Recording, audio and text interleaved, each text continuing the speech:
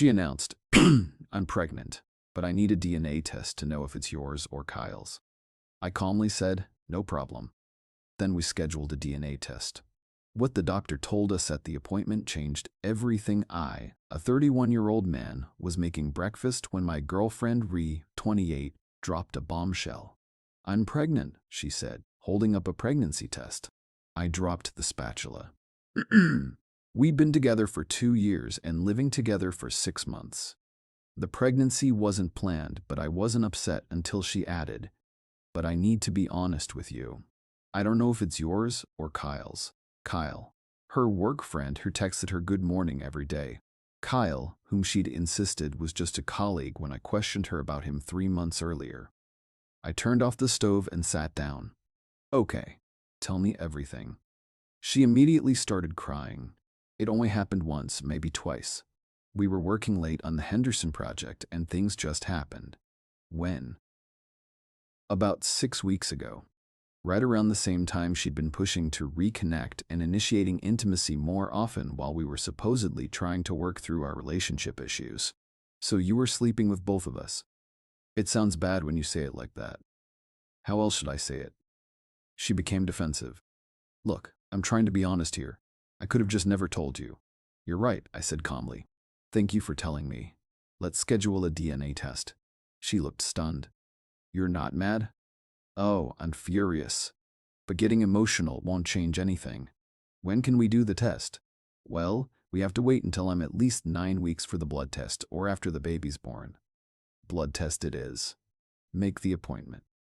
She hugged me while crying, talking about how understanding I was, how she knew I'd be an amazing father, and how this mistake didn't change the way she felt about me. I hugged her back. Then I went to the bathroom and threw up. That afternoon, while Ree was at work, I called my brother Ethan, who's a nurse. Hey, quick medical question. Can you do a prenatal paternity test at 6 weeks? Yeah, but it's not recommended until 9 weeks for accuracy. Why? I told him everything.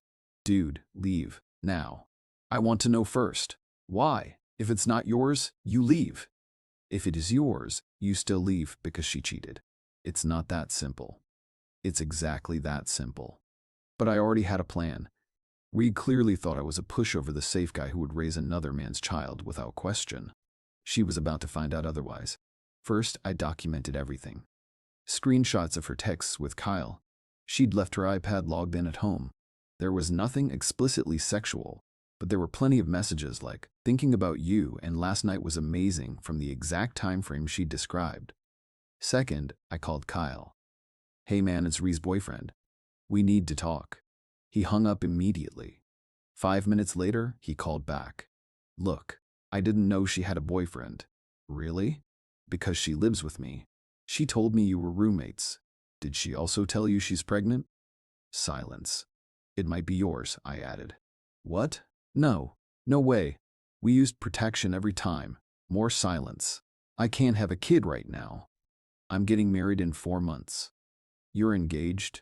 Yeah, to Arya. We've been together 5 years. And you're sleeping with Ree? It was a mistake. Just a couple of times. Ree said once or twice. I mean, maybe 4 or 5 times. Look, Arya can't find out about this. I hung up. 4 or 5 times. Not once. Not maybe twice. Update 1. The blood test appointment was set for 2 days later. Ree had suddenly transformed into the perfect girlfriend, cooking, cleaning, and being unusually affectionate. At the same time, she was constantly texting Kyle, even though she thought she was hiding it. What she didn't know was that Kyle had also been texting me. He was panicking about his wedding, begging me not to tell Arya, and even offering to pay for an abortion if Ree agreed to it. Yeah, he was a real prince. The night before the appointment, Ree sat me down. I've been thinking, she said, maybe we don't need the test. Why not? Well, even if it's Kyle's, you're the one who's here. You're the one who loves me. Biology doesn't matter. It matters to me. That's so old-fashioned. Lots of men raise kids that aren't biologically theirs. By choice. With full knowledge. Not because they were lied to. She started crying again. Why are you being so cold about this? I'm not cold. I'm practical. We need facts before making decisions. Fine. But when this test proves you're the father, I expect an apology for not trusting me. The audacity. She cheated, admitted the baby might not be mine, and somehow I was supposed to apologize for wanting confirmation. The next morning, I called in sick to work and told Ree I had an important meeting. Instead, I drove to Kyle's workplace. The moment he saw me in the lobby, he tried to run. He literally turned around and speed-walked toward the elevator. "Kyle, we need to talk about tomorrow." All of his coworkers turned to stare. He stopped, his face turning red. "Not here," he hissed. "Then where? You haven't been answering my calls." We went to a coffee shop across the street. He was sweating like crazy. "I'll sign away my rights," he blurted out immediately. "If it's mine, I want nothing to do with it." "What about Ree? What about her?" "She's your girlfriend, the one you slept with multiple times. She told me you guys were basically broken up. We lived together. She said that was only for convenience, that you were moving out soon." More lies. I was starting to notice a pattern. "Show me the texts where she said that." He pulled out his phone, scrolled for a moment, then handed it over. Screenshots don't lie. For months, Ree had been telling him we were basically roommates, that I was emotionally unavailable, and that she planned on leaving me soon. She'd been building a backup plan. If things worked out with Kyle, she'd leave me. If they didn't, she still had dependable old me waiting around. "I'm sending these to myself," I said as I forwarded the screenshots. "Please don't tell Arya. I'm not your relationship manager, Kyle. But you should tell her yourself." He walked out looking like he was about to throw up. Good. Update 2. We went to the appointment together. Ree held my hand in the waiting room, acting like the nervous, expectant mother. The nurse called us back, took Ree's blood sample, then turned to me for mine. "Oh," the nurse said while checking the chart. "Mr. Davidson, we already have your sample from last week." Ree's head whipped toward me. "Last week?" "Yeah," I said casually. "I came in early to save time today." That was a lie. But Ree didn't know that. The nurse looked confused, though she stayed professional. "I don't see any record of. Could you check again? Maybe under my full legal name." She typed for a moment. "Oh yes, here it is. Must have been a filing error. God bless medical professionals who know how to read a room." Ree looked suspicious, but she couldn't say anything without sounding paranoid. After the blood draw, the doctor came in. Dr. Martinez was an older woman with kind eyes. "So, we're doing a prenatal paternity test today?" "Yes," Ree answered quickly. "Just to be sure." "I see. And Mr. Davidson, you're the potential father?" "One of them," I said clearly. Ree kicked me under the table. Dr. Martinez raised an eyebrow. "One of them? There's another potential father, Kyle Morrison. He couldn't make it today." "He doesn't need to be here," Ree said quickly. "It's definitely one of you two." "Actually," Dr. Martinez replied, "for the most accurate results, we should test all potential fathers." "Kyle's not available," Ree said immediately. "That's strange," I said, pulling out my phone. "He tested me saying he was on his way." Ree went pale. You invited Kyle?" "We all need answers, right?" 20 minutes later, Kyle arrived looking like a man headed to his execution. His fiancée, Arya, came with him. The waiting room instantly became painfully uncomfortable. "What is she doing here?" Ree demanded. "I told her everything," Kyle said quietly. "She deserved to know." Arya stared at Ree with pure disgust. "So you're the home-wrecking piece of trash who's been sleeping with my fiancée." "I'm not a home-wrecker. I didn't know about you until..." "Until when?" "Because Kyle says you've known for months." Dr. Martinez stepped in. "Perhaps we should all calm down. Mr. Morrison, we'll need your blood sample as well." As Kyle stood to follow the nurse, Arya called out, "By the way, Ree, I'm pregnant too. 3 months. So congratulations, you might have given my baby a half-sibling." The look on Ree's face was something I'll never forget. Update 3. A week later, we all met back at the clinic. The tension was unbearable. Ree hadn't spoken to me in 3 days after discovering I blindsided her with Kyle and Arya. Dr. Martinez walked in holding the results. "I have some unusual news," she began. Just tell us, Ree snapped. Mr. Davidson, you are not the biological father. My heart sank even though I'd already suspected it. Mr. Morrison, you are also not the biological father. Wait, what? Everyone started talking at once. Ree was screaming about faulty results. Kyle was demanding another test. Arya was laughing hysterically. However, Dr. Martinez continued, raising her voice. There's more. The room immediately fell silent. Miss Thompson, when we ran your blood work, we discovered something. You're not actually pregnant. What? Your HEZ levels indicate what's called a chemical pregnancy. You were briefly pregnant, but it wasn't viable. Your body has already miscarried. The home pregnancy tests were likely taken during the short window when HCG was still present. Ree completely broke down, sobbing. But I had symptoms. Morning sickness. Stress and anxiety can mimic pregnancy symptoms, Dr. Martinez explained gently. So there's no baby? Kyle asked, sounding relieved. There's no baby. But the paternity test, I asked. We ran the test using the fetal DNA that was present in her blood from the non-viable pregnancy. Neither of you are the biological father, which means there was a third man. Ree kept sobbing. Kyle looked stunned. Arya looked at me with something close to pity. Who else, Ree? I asked quietly. I can't. Who else? It was just, there was this guy at the conference in March. It meant nothing.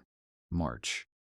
3 months earlier, when she'd gone to a work conference that I now suspected wasn't entirely work-related. Anyone else? She only cried harder. Out in the parking lot, Kyle tried talking to me. Man, I'm sorry about all this. Save it for Arya. Surprisingly, Arya walked over to me. You okay? I will be. For what it's worth, you handled this with more class than I would have. I'd have burned everything down. The day's not over yet. She actually smiled. Good luck. They left together, with Kyle trailing behind her like a beaten dog. Ree was waiting by my car. Can we please just go home and talk about this? You can go home. I won't be there. You're leaving me after I just lost a baby? You cheated with at least 3 different men. You lied about everything, and you tried to make me raise another man's child. I thought it was yours. I hoped it was yours. Hope? You hoped? She reached for my arm. Please. I need you. I can't do this alone. Then you should have thought about that before any of this happened. I got into my car and drove away. She called me 36 times on the drive home. I didn't answer once. Final update. It's been 2 weeks since the disaster at the clinic. Here's where everyone ended up. Ree is living with her sister, Mira. She tried spinning the story on social media, claiming I abandoned her during a miscarriage, but that blew up in her face when Arya commented with the full truth. After that, Ree deleted all her social accounts. Last Monday, she's up at my workplace and caused a scene, ranting about how heartless and cruel I was. Security escorted her out. My boss, who'd already heard the entire story through office gossip, told me to take the rest of the week off with pay. Nobody needs that kind of drama, he said. Kyle and Arya are somehow still together. She's making him attend counseling, and from what I've heard through mutual friends, he's basically on lifelong probation. She also forced him to quit his job to get away from Ree and any other temptations. Now he works for his future father-in-law's plumbing company, Karma. As for the conference guy, his name turned out to be Derek. Ree had been texting him too, hoping he'd leave his wife for her. The moment she told him about the pregnancy scare, he blocked her. But here's the real kicker. Remember when I said I had a plan? 2 days before the DNA test, I had already signed a lease for a new apartment. No matter what the results were, I already knew I was done. The test was only about closure and making sure I wouldn't end up paying child support. The morning after the clinic disaster, I moved out while Ree was staying with her sister. I took everything that belonged to me, which was basically everything since she'd moved into my place. I left behind her clothes, her makeup, and the couch she bought at a garage sale. She came home to an almost empty apartment and a note. Rent's paid through the end of the month. After that, it's your problem. She tried contesting it, claiming I'd illegally evicted her, but she'd never been on the lease. She was just a guest who had overstayed her welcome. Her sister Mira actually reached out to apologize. Turns out Ree had been bragging to Mira about juggling multiple guys, calling me her safety net and Kyle her fun option. Mira told her she was being horrible, but Ree just said I'd never find out. She's always been like this, Mira told me.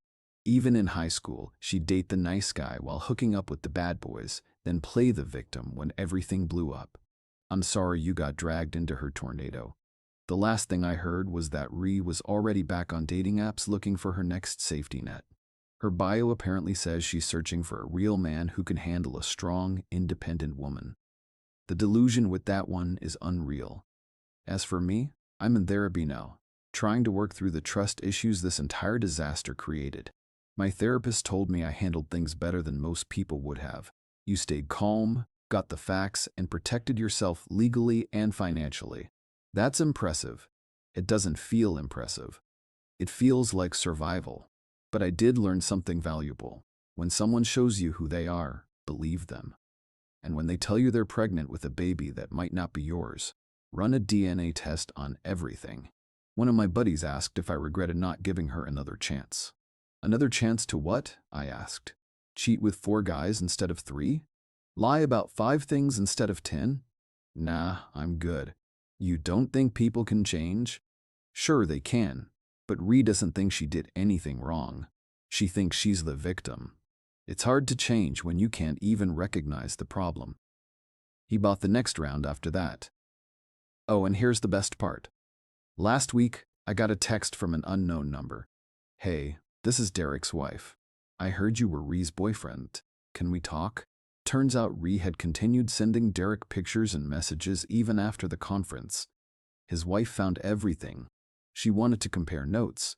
We met for coffee. She brought receipts, literal receipts from the conference hotel. Room service for 2. Champagne.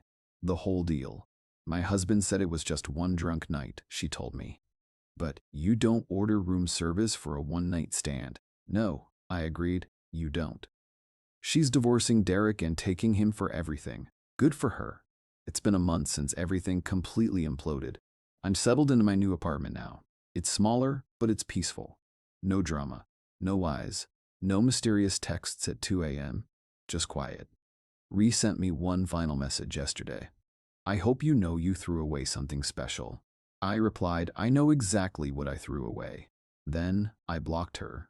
Done. Edit. A lot of people asked why I still went through with the DNA test if I was leaving anyway. Simple. I needed proof so she couldn't come after me later for child support. Always cover your bases. Edit 2. Yes, this story is real. And yes, people really are this messy. If you've never met someone like Ree, consider yourself lucky. Edit 3. For everyone saying I should have shown more sympathy about the miscarriage, she was barely pregnant for a brief moment with some random conference hookups baby while telling me it might have been mine. My sympathy reservoir was already empty.